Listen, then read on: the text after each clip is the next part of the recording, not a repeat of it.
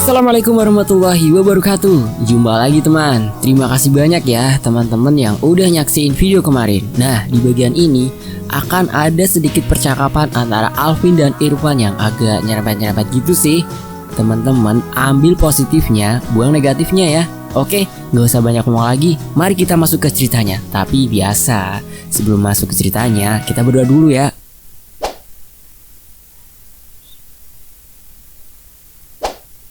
Allahumma sholli ala Sayyidina Muhammad. Semoga kita dilindungi dari perbuatan keji dan mungkar. Oke, kita masuk ke ceritanya. Selamat menyimak teman-teman.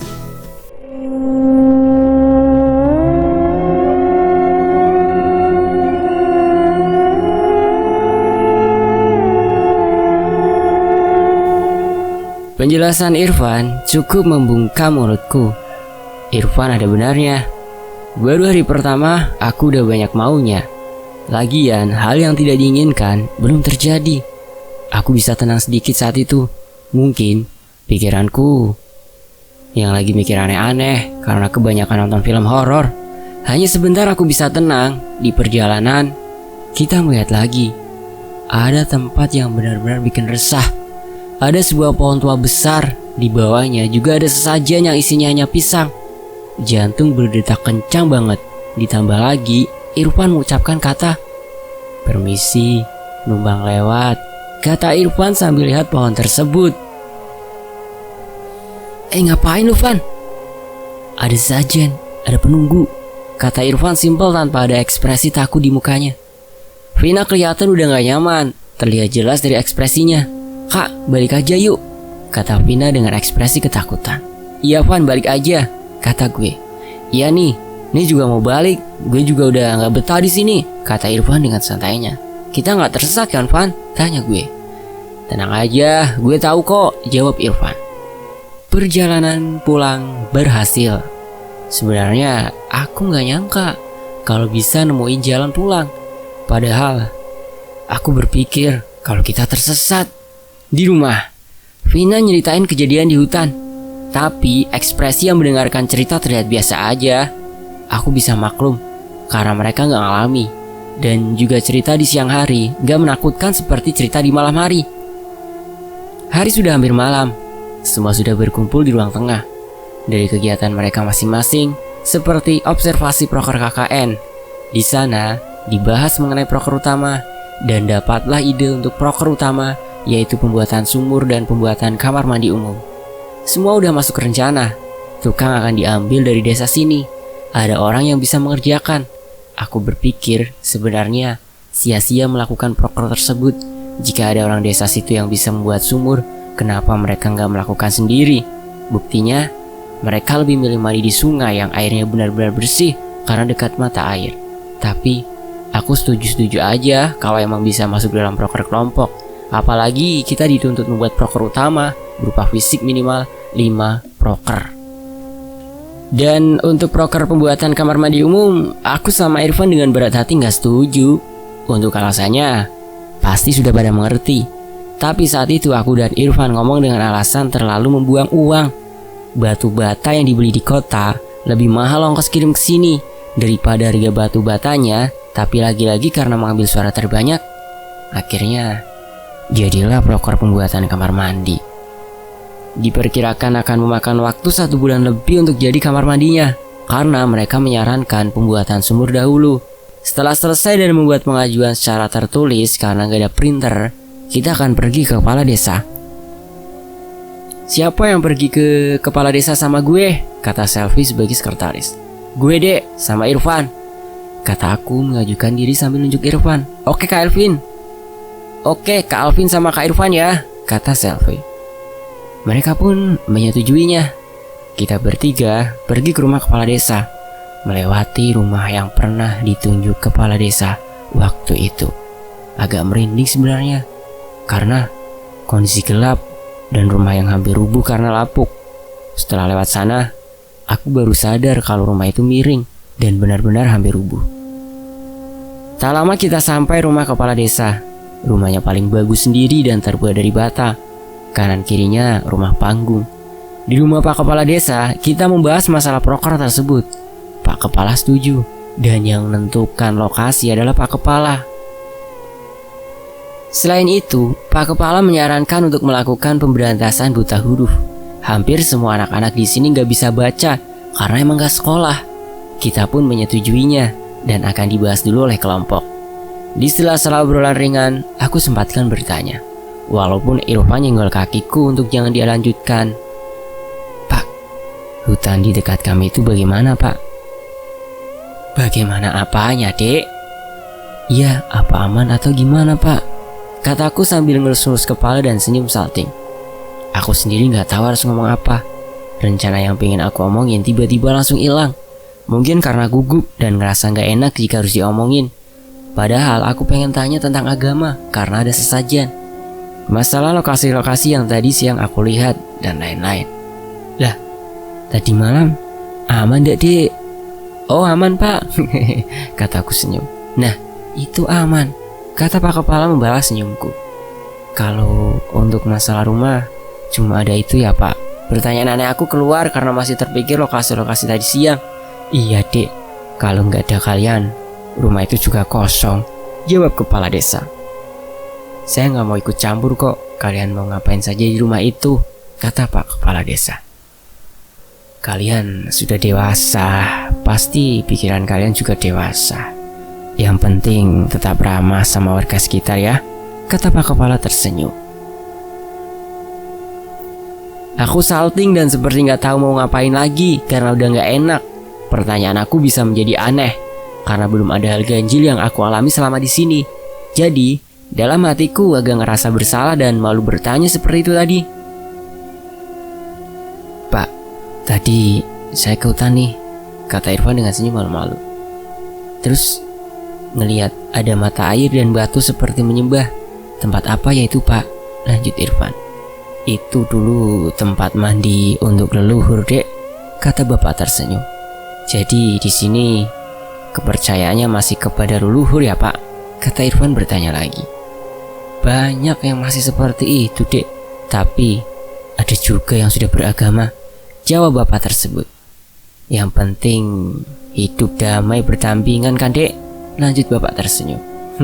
Iya, Pak, kata Irfan sambil ngelus-ngelus kepala. Setelah obrolan ringan, kita akhirnya pamit untuk pulang.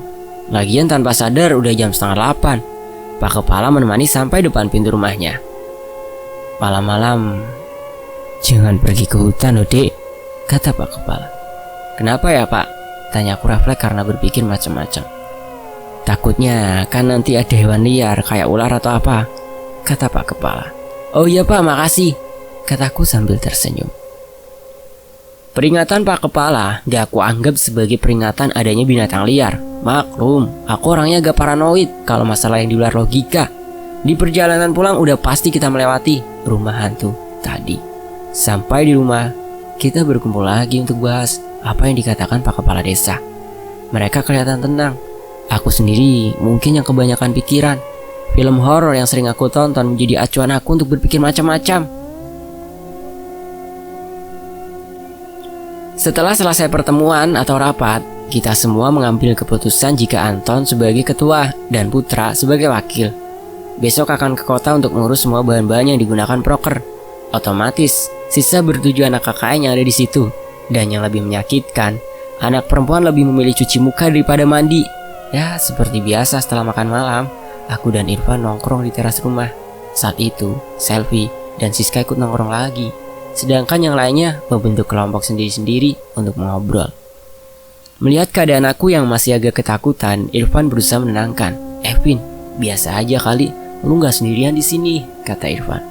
Kalau ada apa-apa kan banyak yang bantu, lanjut Irfan berusaha menenangkan aku. Ya Van, gue ngerti, tenang aja. Gue masih dalam proses membiasakan diri nih, kataku senyum. Maklum lah Van, baru pertama kali ngalami seperti ini, lanjut aku. Siap, nah gitu ganteng teman gue, kata Irfan ngerayu aku.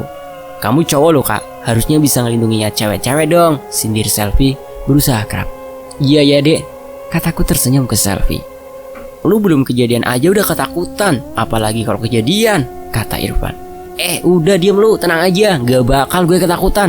Udah dibilang lagi membiasakan diri malah nyindir lu, kataku sambil mukul Irfan pelan. Oke sip, kata Irfan sambil ngangkat tangan buat tos. Kak, kita masih 88 hari loh di sini, kata Siska mulai ngomong. Ayo Kak, semangat, kata Siska lanjut sambil bergaya memberi semangat dengan kepalan tangannya. Mendengar omongan mereka sudah lumayan membuat aku berani. Ada komitmen baru di hatiku kalau aku harus ngelindungin mereka.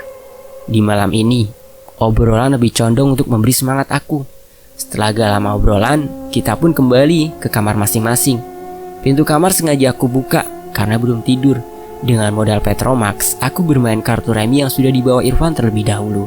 Di tengah-tengah acara bermain remi, sesosok bayang merah lewat dengan cepat di depan pintu kamarku. Tapi saat itu aku diam aja.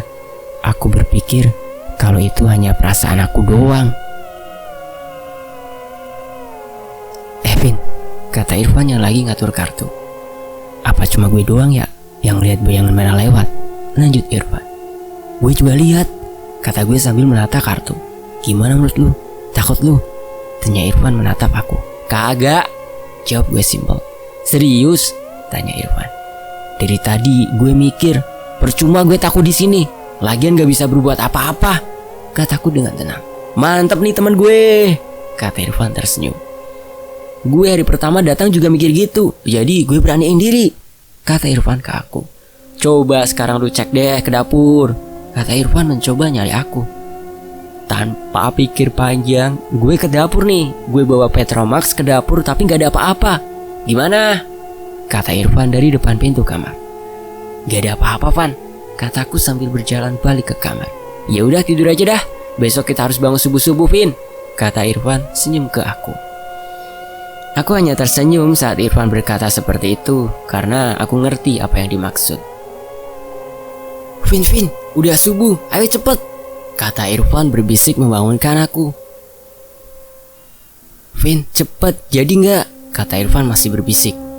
Apaan sih, Van? Gue masih ngantuk banget, kataku menepis tangan Irfan yang membangunkan aku. Jadi nggak nih, lihat body selfie, kata Irfan berbisik langsung ke topik. Ini bagian lucu ya teman-teman, jangan diambil hati, oke? Lanjut. Nggak, Van, males aku, kataku karena masih ngantuk. Jangan nyesel lo ya, kata Irfan dan aku langsung pergi. Posisi aku saat itu ada dalam keadaan proses kembali tidur. Kesadaran aku masih ada. Aku dengan Irfan keluar kamar. Tak lama terdengar langkah Irfan masuk lagi. Aku pun bangun dari posisi tidur ke posisi duduk. Melihat aku bangun, Irfan memberi isyarat untuk diam. Setelah isyarat terdengar suara obrolan yang terdengar pelan. Setelah suara menghilang, Irfan langsung keluar kamar lagi. Saat Irfan keluar kamar, aku mencoba tidur. Tapi kalau bayangin dia, susah bagi aku untuk tidur lagi. Dengan cepat aku jalan ke arah Irfan. Kamar para cowok masih tertutup rapat. Irfan sudah berdiri di atas kursi memegang teropong. Teropong Irfan itu teropong seperti teropong bajak laut, di mana hanya menggunakan satu mata untuk melihat. Gimana? Kataku deg-degan. Sabar, kata Irfan masih sambil mengintip. Cepet gantian, kataku maksa. Sial, mereka pintar, Pin.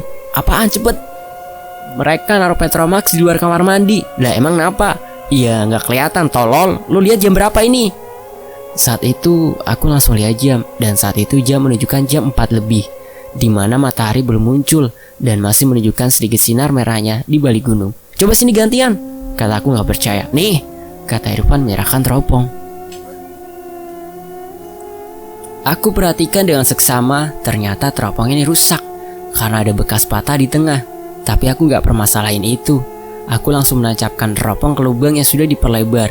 Dan ternyata benar apa yang dikatakan Irfan. Yang nampak hanya bayangan mereka mandi karena cahaya yang dihasilkan lampu Petromax. Tapi melihat gerakan mereka mandi udah bisa membuat nafsu timbul. Aduh. Parah ya, anak muda nih, anak muda. Gerakan mereka membersihkan dada dan bagian. Aduh, parah lagi nih. Udah sensor ah. Tapi kadang aku bayangin bagaimana kalau bisa melihat. Sensor lagi dah. Gimana nih, Van? Kataku memanas. Pura-pura tidur, kata Irfan santai. Terus gak ada jalan lain, kataku. Banyak jalan menuju Roma, kata Irfan. Terus hari ini gimana? Ya udah pasrah aja. Terus mau gimana? Aku aja gak nyangka bakal gini, kata Irfan agak kesel. Gue kira tuh Petromax mau ditaruh di dalam kamar mandi. Ini malah digantung, lanjut Irfan. Dengan berat hati aku ninggalin dapur. Aku kira ngintip mandi bakal segampang balik telapak tangan. Tapi bener, manusia itu berakal dan kita balik ke kamar dan tiduran. Entah kenapa aku ngerasa gak nyaman. Tapi saat itu aku berpikir, Evan, kataku memanggil Irfan yang juga lagi tiduran. Ucap Irfan terasa malas. Kalau mereka pakai baju atau ambil baju, mereka butuh lampu kan? Irfan terlihat seperti berpikir. Setelah itu Irfan langsung berlari ke arah dapur. Dengan cepat aku juga ikut berlari. Tanpa lama-lama Irfan naik ke kursi. Van, cepet gantian, kataku maksa. Telat Vin, cepat balik, sini. Aku rebut dan langsung ambil posisi. Terlambatlah gue, mereka udah berjalan kembali ke rumah. Coba tadi lu mikirnya cepet Vin, kata Irfan sambil jalan ke kamar. Kenapa gak lu yang kepikiran? Biasanya lu hebat macam gini, kata gue sambil menendang pantat Irfan dari belakang. Teman-teman, itu hanya bagian kelucuan aja ya, yang diambil hati. Oke, kita lanjut. Sesampai di kamar, kita pura-pura tidur. Beruntung kita pura-pura tidur, karena saat itu ada seseorang yang membuka pintu kamarku dengan menutupnya lagi. Mungkin mereka lagi ngecek apa masih tidur apa sudah bangun kita. Jam menunjukkan pukul 8 pagi. Aku yang tadi pura-pura tidur menjadi ketiduran. Aku lihat ke Irfan, ternyata dia udah ada di ruang tengah, ketawa-ketawa bareng mereka. Aku menghampiri mereka, masih dalam keadaan ngantuk. Anto dan Putra belum berangkat ke kota. Belum berangkat dek, kataku dengan suara bangun tidur. Belum mas, bentar lagi, jawab Anton senyum ke aku. Sarapan dulu kak, kata Siska yang baru selesai masak. Sarapan lagi-lagi nasi goreng. Ya mungkin karena simpel ya, cuma butuh nasi, telur dan bumbu-bumbu. Aku habisin nasi goreng yang udah disiapkan. Anton dan Putra bersiap berangkat ke rumah kepala desa untuk meminjam motor. Vina menghampiri Putra, memeluk dan mencium bibir Putra. Saat itu juga aku tahu mereka pacaran. Wajar bagi aku kalau iri melihat momen itu. Aku hanya bisa duduk sambil ngerokok bareng Irfan. Akhirnya Anton dan Putra berangkat. Tak ada yang menemani mereka ke tempat Pak Kepala Desa. Kegiatan sekarang apa dek? Kataku ke mereka yang lagi-lagi beres-beres. Kita mau nemui masyarakat kak, sekalian silaturahim, kata Selvi yang menjawab.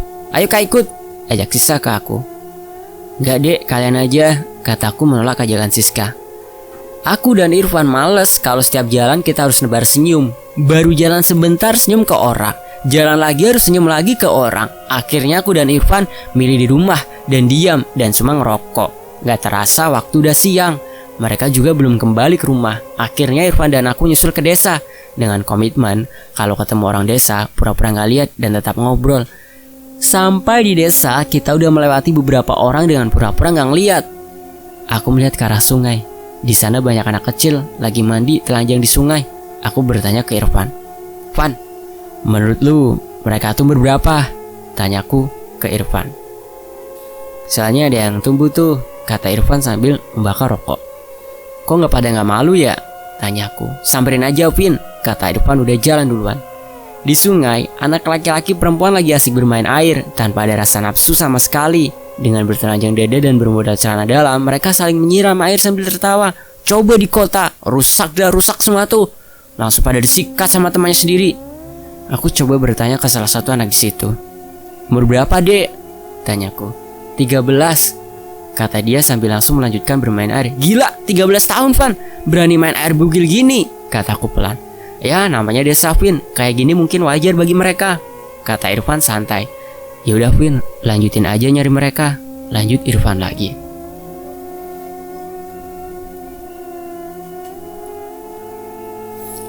Dalam hati, aku jadi langsung setuju dengan adanya proker pembuatan kamar mandi umum. Aku bayangin gimana kalau lansia mandi di sungai dengan kamar mandi yang bermodalkan bambu. Agak berbahaya juga karena banyaknya batu-batuan di sana untuk dilewati. Saat melanjutkan perjalanan, akhirnya kita bertemu mereka. Di sana ternyata mereka lagi ngobrol dengan beberapa warga di sana. Saat aku deketin, ternyata mereka lagi membahas tentang pemberantasan buta huruf. Mereka lagi mengatur jadwal untuk kegiatan yang akan diadakan di sana. Melihat mereka lagi asik, aku sama Irfan milih pamit duluan karena kita cuma jadi obat nyamuk di situ. Saat itu kita lewat lagi di rumah hantu. Vin, masuk yuk, kata Irfan sambil ngeliat ke aku. Ngapain, Van? Gak ada kerjaan, kataku menolak. Masih siang nih, aku cuma pengen lihat dalamnya aja, kata Irfan sudah berjalan duluan ke arah rumah itu. Aku ikutin Irfan dari belakang. Mungkin siang gak terlalu serem daripada malam. Gak ada salahnya kalau cuma ngecek dalam rumah, mumpung ada keberanian karena didukung siang hari. Sama halnya dengan film-film horor saat ini, di mana jaring laba-laba sudah jadi ciri khas rumah berhantu. Ruang tamunya cukup besar. Kursi dari kayu masih ada di posisinya dan dipenuhi debu. Ada sebuah lukisan keluarga di sana. Irfan berjalan menuju kamar. Kasur pun masih ada di tempatnya. Jika dilihat baik-baik, rumah ini gak menakutkan, sama kayak rumah warga lain. Cuma karena gak terawat, jadi terlihat mengerikan. Gak lama aku ngajak Irfan balik dan Irfan setuju. Saat perjalanan ke rumah, ada dua warga yang lagi bawa sesuatu ke dalam hutan.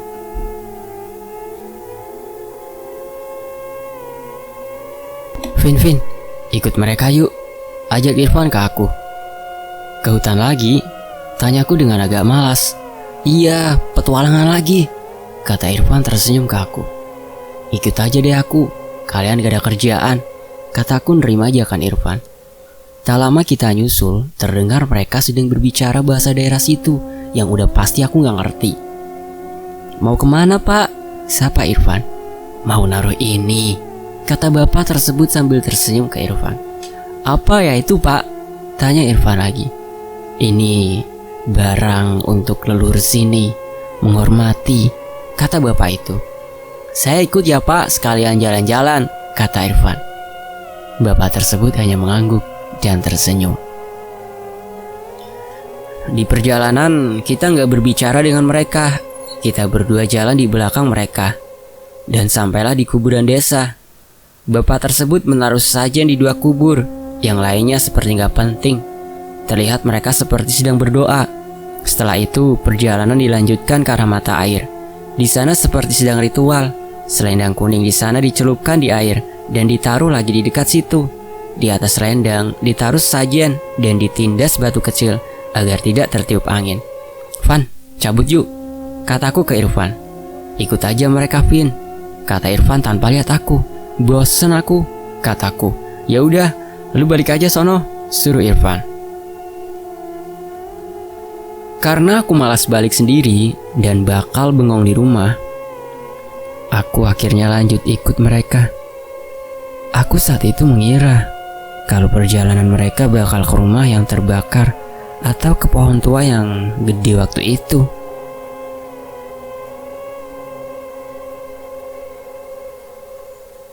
Tapi perkiraan aku salah. Ternyata mereka pergi ke samping untuk melanjutkan perjalanan ke belakang mata air. Di sana ada sebuah kursi tua, di mana di atasnya ditaruh sajian. Aku lama-lama jadi agak malas saat itu, karena lama-lama makin agak mengerikan. Bahkan kursi yang kalau diduduki udah pasti patah, malah ditaruh sajian. Dari jumlah sesajen yang dibawa, aku ngerasa kalau masih ada beberapa empat di hutan ini yang akan ditaruh sajian. Aku lagi ngebayangin saat itu, di kursi aja ditaruh sajian, bentar lagi mobil tua bakal ditaruh sajian, kataku dalam hati. Van, gue balik duluan ya, kataku. Yuk, kata Irfan singkat. Dengan rasa kecewa ke Irfan, aku pergi pulang. Kalau cuma pulang ke rumah, aku masih hafal jalan. Di rumah, aku bengong sendirian. Aku pengen buat minuman anget. Saat aku ke dapur, aku lupa kalau masih pakai kayu bakar. Kadang masih terasa kalau lagi di rumah. Tak lama si Siska balik bareng Annie duluan. Aku minta tolong sama Siska untuk dibuatin air panas dan Siska mau. Aku bilang kalau akan nunggu di teras. Tapi saat aku lewat ruang tengah, ada Annie lagi di situ. Akhirnya aku milih duduk bareng Annie. Gimana, Dek? Ngobrol sama warganya? Berjalan baik, Kak. Besok kita mulai ngajari anak-anak membaca, kata Annie senyum ke aku. Katanya kamu semester 8 ya, Dek? Tanyaku. Iya, Kak. Kemarin mau nyelesain skripsi dulu, tapi waktu ujian skripsi gak bisa ikut karena gak ada nilai KKN, kata Annie. Jadi ngejar wisuda dong nih, kataku senyum. Iya, Kak. Rasanya pengen cepet selesai KKN, kata Eni. Orang tua di rumah udah nyuruh-nyuruh cepat lulus. Maklum, anak pertama kak, lanjut Eni. Dimaklum aja ya dek, anak pertama itu kebanggaan keluarga, kataku. Tak lama minumanku datang. Aku minta air panas tapi dibuatkan teh hangat.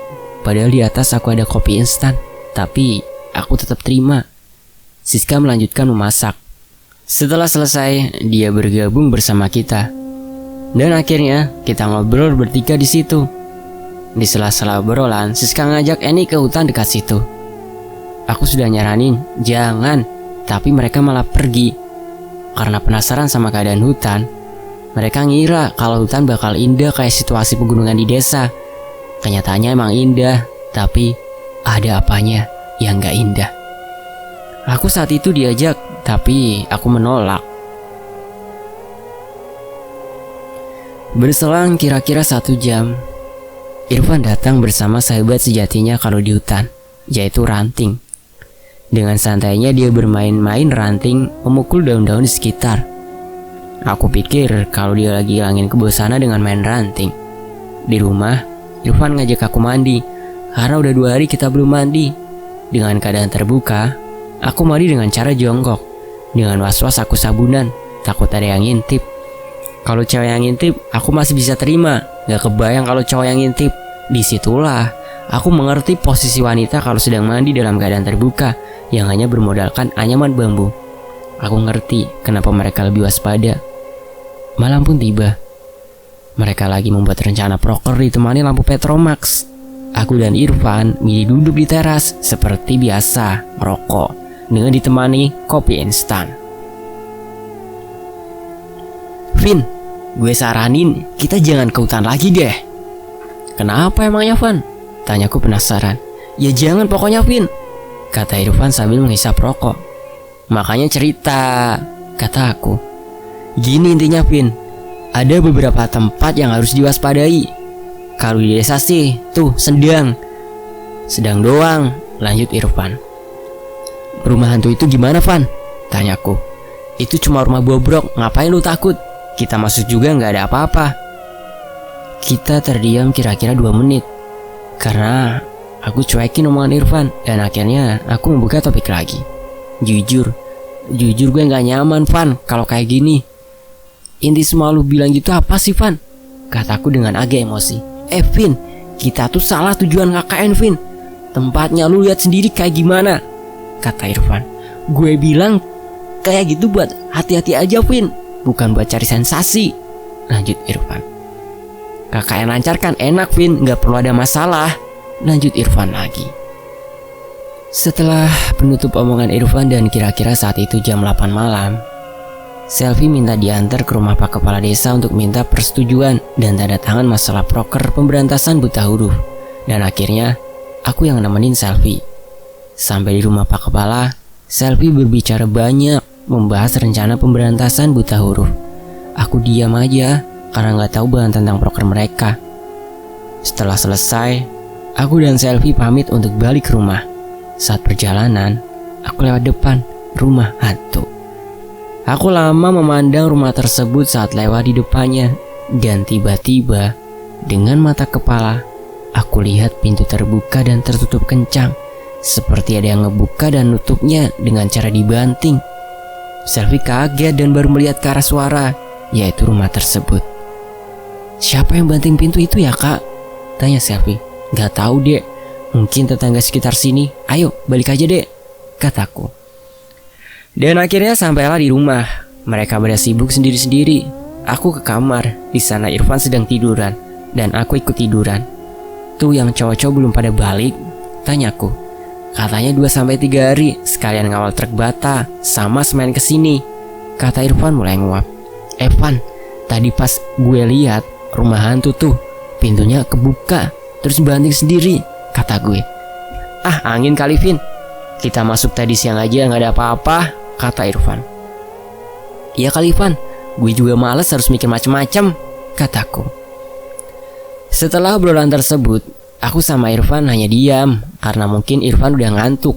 Di ruang tengah, suara obrolan wanita terdengar. Aku mau ikut nimbrung, tapi agak males. Jadi, aku milih untuk tidur. Malam harinya, kira-kira jam 2, aku dan Irfan dibangunin oleh Vina. Sebenarnya cuma Irfan yang dibangunin, tapi Irfan ikut membangunkan aku. "Kak, Eni lagi nangis di kamar," kata Vina. Saya tanya kenapa, tapi dia hanya geleng-geleng kepala, lanjut Vina. Aku dan Irfan akhirnya pergi ke kamar Vina. Di sana, Eni tidur menyamping dan terisak. Irfan pergi ke sampingnya. "Kenapa, Dek?" tanya Irfan. Eni hanya geleng-geleng kepala sambil mengusap air matanya. "Kangen rumah?" tanya Irfan lagi. Eni tetap menggelengkan kepalanya. Aku dan Irfan diam sebentar di sana. Eni tetap terisak. Vina tidur di samping Eni sambil mengelus-elus lengan Eni. Entah kenapa aku tetap agak merasa jijik mendengar suara Eni menarik ulur ingusnya, meskipun momennya lagi sedih. "Dek, nanti kalau ada apa-apa, panggil aku lagi ya," kata Irfan yang masih di samping Eni. "Atau teriak juga gak apa-apa.